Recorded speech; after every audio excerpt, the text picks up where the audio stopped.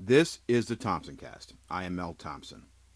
Before I actually try to pronounce the name of the new Serbian Prime Minister, let me apologize in advance if it is incorrect. However, I do not apologize for being skeptical of his change of political heart.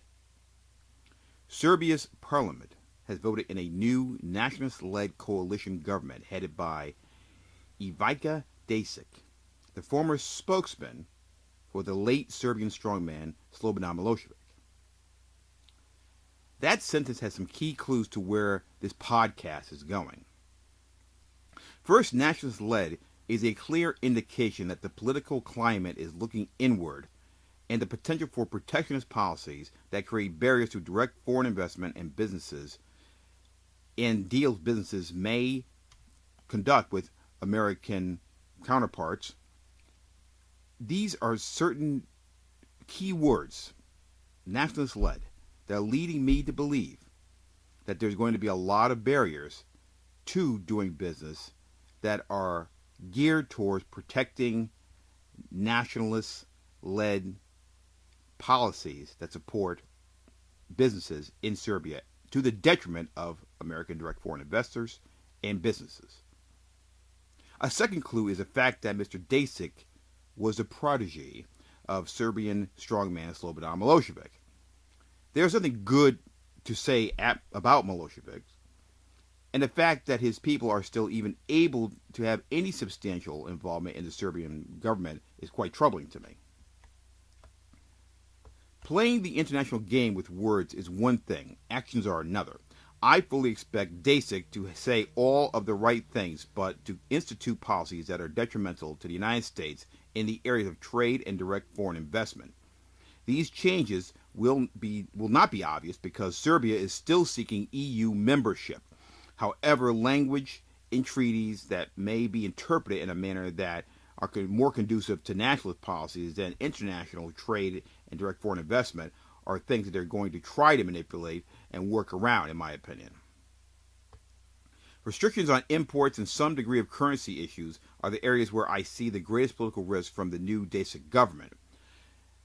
This tiger is a protectionist, and it has not changed its stripes, even though it has been 12 years since the socialists have gained any degree of control of the Belgrade government. This is since Milosevic was ousted in 2000, near the end of the Balkans War.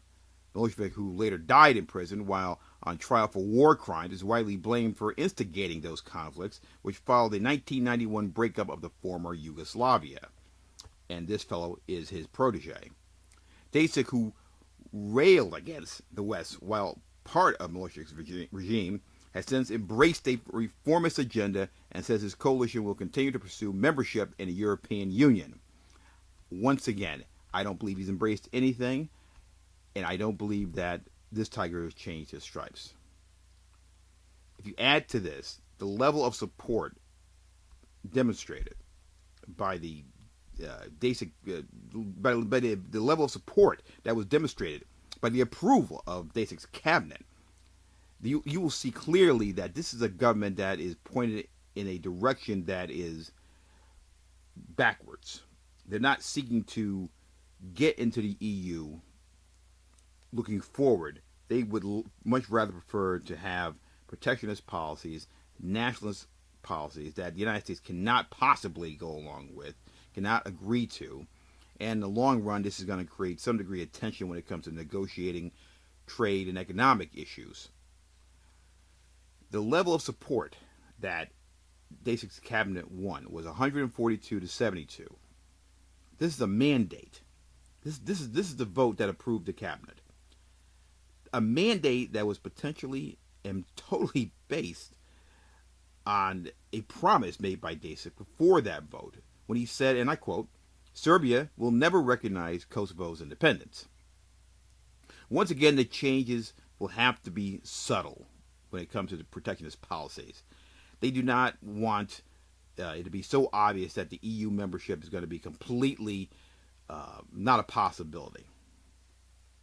But changes in import, export, and trade policies that directly impact businesses and investors may be pushed through in such a narrow way that they will not raise red flags with the EU. Dacic's rhetoric and his political support based on his continued refusal to recognize Kosovo's independence is a red flag and may keep Serbia out of the EU, at least for the time being.